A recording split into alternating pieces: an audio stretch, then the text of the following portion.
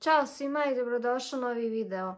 Današnji video jeste krevetić. Želim da vam pokažem gdje smo ga smjestili, gdje smo ga kupili, kako smo ga sklopili, cijene, sve informacije vezano za krevetić za koji smo se mi odlučili. Tako da ukoliko vas zanima ta tema, ostanite do kraja ovog videa. A ja neću dužiti, prepustila sam sve mom suprugu, a ja sam samo na kraju sitne detalje uradila.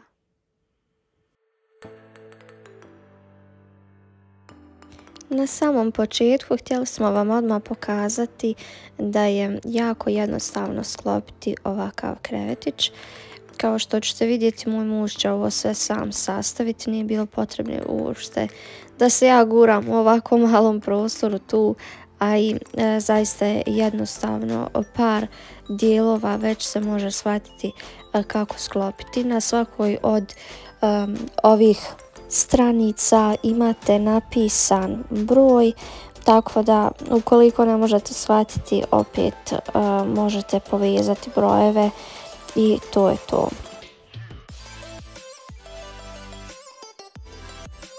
Mi smo vama snimali kada smo radili vlogove, željeli ste da vam pokazujemo cijene u trgovinama i zaista smo htjeli sami da pogledamo prvo kakve su cijene i ponude u svim trgovinama. Međutim, na kraju smo se opet odlučili da naručimo online. S obzirom da smo već naručivali od brenda Nano Baby, odlučili smo se ponovo jer smo imali povjerenja i znali smo da neće tu biti nikakve frke. Obično ljudi ne vjeruju u online kupovine, ali Nano Baby je zaista ozbiljan brend. U pitanju je naš, da kažem, domaći brend koji se nalazi u Brčkom i ima mnogo zaposlenih radnika, što je već ozbiljna firma koja se bavi proizvodnjom svega i svačega za bebe i djecu.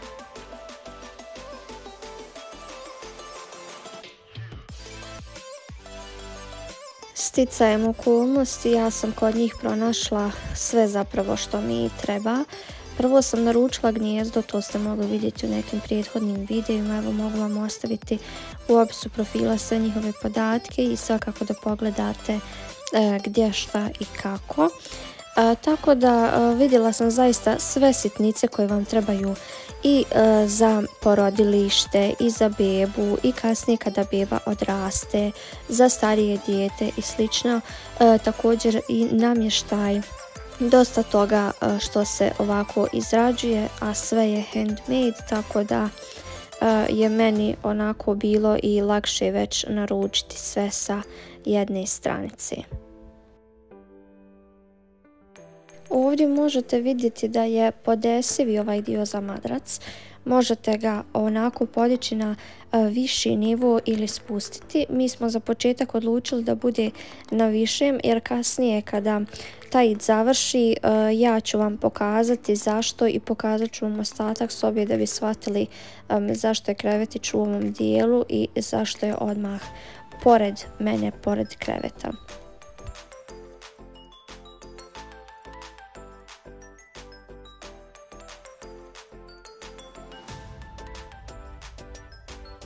Primjer, u pozadini vidite da smo mi prije trudnoće sve smo ovako naštimali, da kažem, na mjeru, tako da su ovi natkasići ovako fiksirani od podata i gdje je htio da budu podignuti, tako da smo ih tako napravili. I sad ćemo uzeti drugi dan, pošto primijetite da smo sve snimali na večer kada i on dođe s posla, malo je nezgodno. Tako da ćemo dan po dan bukvalno malo po malo završavati ovako sitnice i jedna od tih jeste da pomaknemo ovaj natkasić, tako da će biti više prostora za krevetić.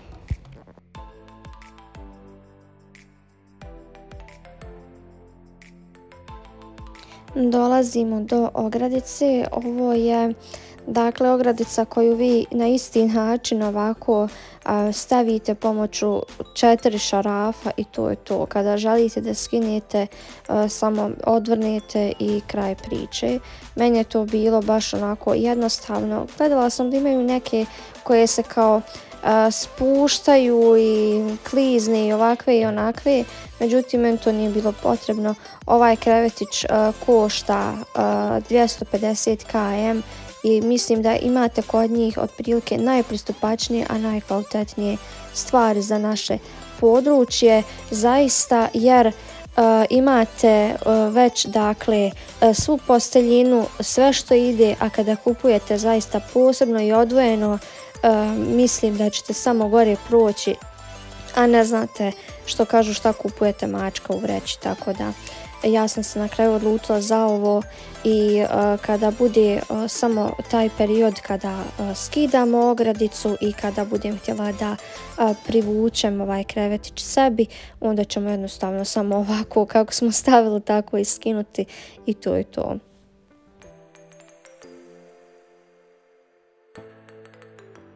Da, evo, kad smo se dotakli cijene, ne znam u kojem periodu gledate ovaj video, nekad nam video izbaci na YouTube kanalu godinu dana poslije i slično, da ne bi bilo zbrke oko cijene, jer sam vidjela da kod njih imate i neke akcije i slično. Ja vas molim da pogledate u opisu ovog videa njihovu stranicu i da pogledate sami. Ono što mi se sviđa jeste da su cijene stvarno transparentne. Ne volim da se javljam nekim stranicama za 5 stvari. Na primjer, vidim da mi se sviđa 5 stvari i sad ja trebam njima sve to slikati, pitati koliko vam je ovo, koliko vam je ono. Tako da kod njih je stvarno sve transparentno i imate sve napisane cijene, dimenzije, sve ispod slika, pa izvolite i pogledajte sami. Evo tu je i madrac, mi smo uzeli ovaj koji je bio najviši i sada mi ostaje samo da postavim posteljinu, što je otprilike 1-2 minute posla, ali to je ono što ja mogu da radim, jeli? Dobila sam ovdje u ovom setu jastučić i jorgančić i ovu pletenicu koja me zapravo iznenadila koliko je kvalitetna i čvrsta. Gledala sam i na drugim strancama, međutim imala sam osjećaj kao da su nekako od nekog mekšeg materijala. Gledala sam da ovu deblju, kvalitetniju, da kažem, pletenicu žene kasnije koriste i za dojenje i onako kada beba spava na kauču i tako to mislim da će koristiti i za neke druge stvari.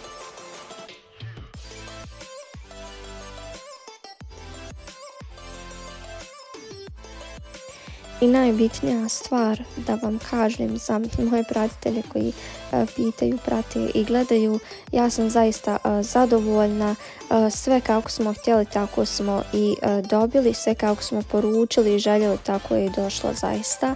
Što se tiče dimenzija svega, sve ono što sam vam prije pričala da bih htjela, pronašla sam i evo tu je. Zaista ono što smo i zamišljali tu i imamo.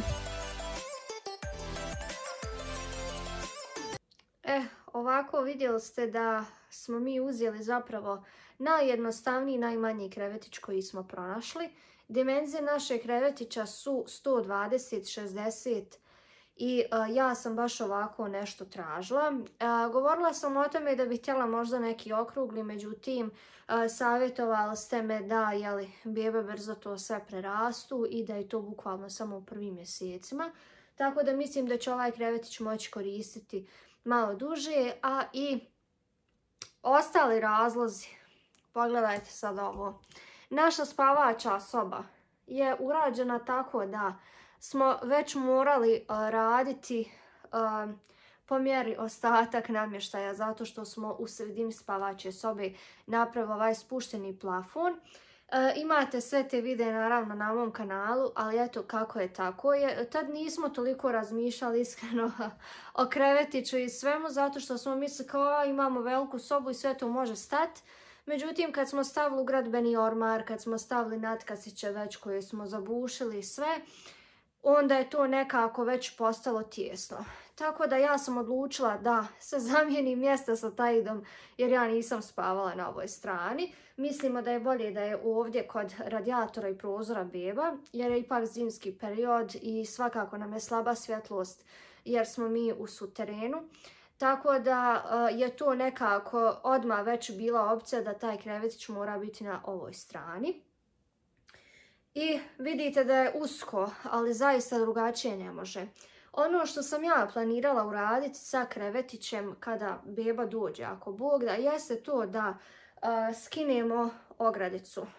Vi ste vidjeli kako je Taid to postavio zaista brzo i jednostavno, čak nema uputstvo jer i ne treba, imate nalijepljene, dođu kao samo brojevi, vrlo jednostavno shvatite par dijelova, ima i sastavite za par minuta.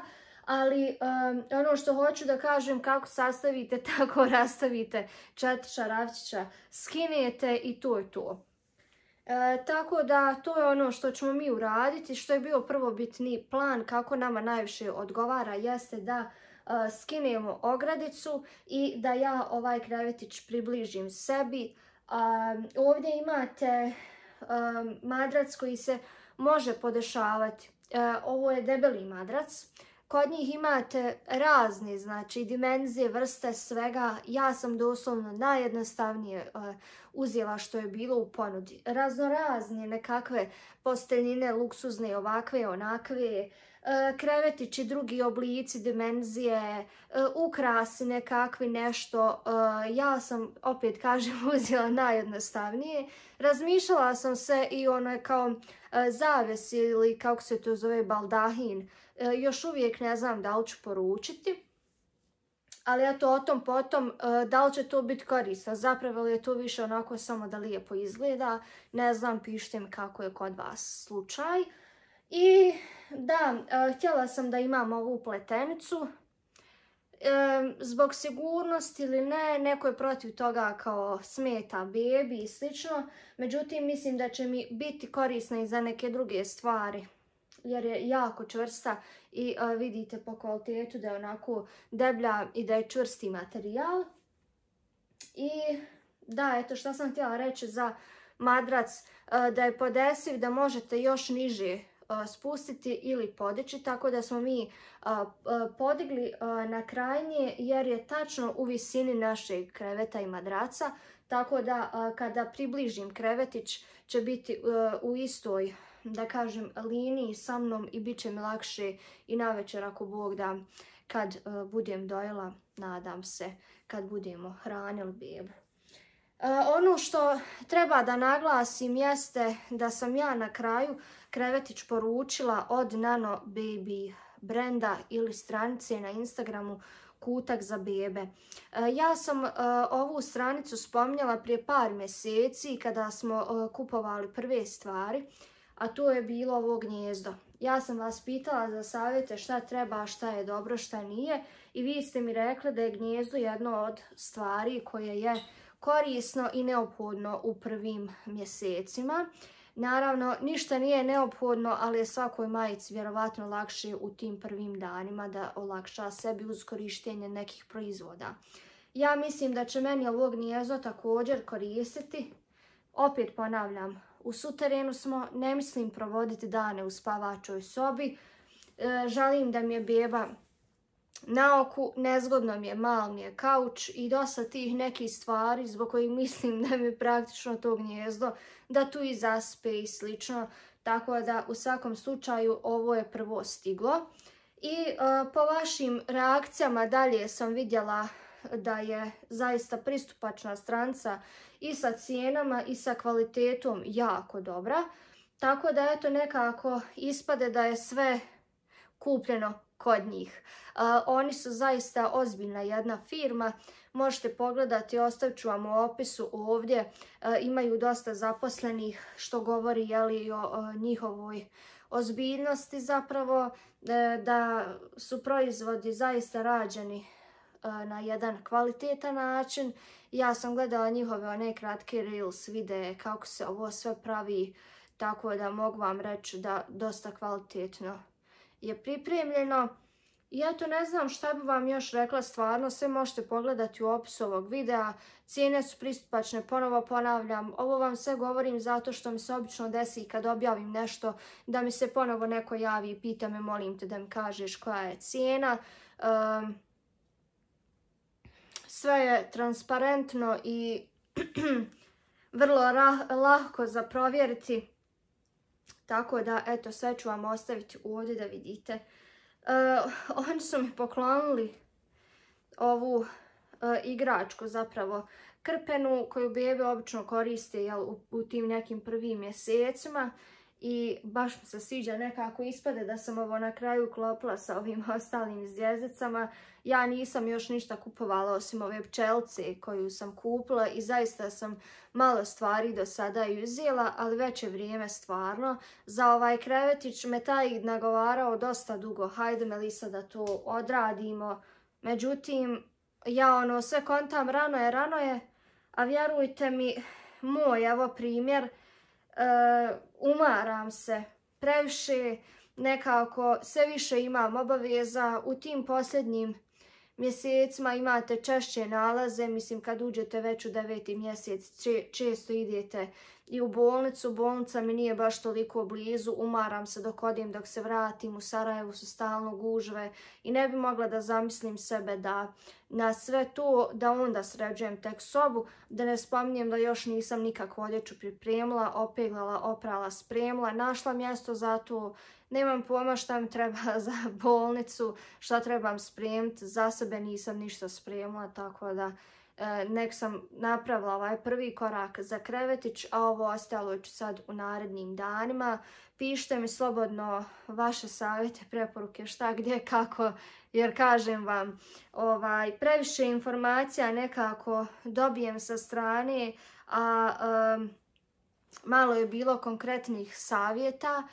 Šta to kažem, dosta ste mi spominjali to i to kupi u DM-u, ali šta? Ja sam danas bila sa rodicom i baš sam gledala te neke proizvode, međutim stanem ispred i znate kad nešto prvi put vidite i ne znate. I normalno da prvi put vam se to sve dešava, želite uraditi nešto najbolje, izabrati najbolje rješenje. I bojite se da ne napravite nešto pogrešno. Eto, uzela sam neki dan bekutanu u trgovini kad smo bili. Uzela sam zato što je bilo više pakovanja kao gratis. I onda sam odjednom vidjela da mi komentaršete kao da to nije zdravo za bebu i znate već što hoću da kažem sa tim konkretno. To je to. Eto tako, dragi moji. Znači, riješila sam gnijezdo i krevetić, nadam se da vam se sviđa. Ostali dio sobe koji je skoro spreman ću vam pokazati u nekom od sljedećih videa. Ovdje još imam ove zvjezdice koje ću da stavim tu negdje i to bi bilo to što se tiče detalja. Nekako najjednostavnije, prostije, najbolje, to bi bilo to od mene. A što se tiče ovog dijela preko puta koji sad trenutno ne vidite, tu isto tako jedva čekam da vam pokažem. Nadam se da ste uživali u ovom videu, da ćete mi pomoći u svim savjetima koje sam tražila, da ćete ostati dalje na mom kanalu da pratimo dešavanja, a mi se vidimo u sljedećem videu. Ćao!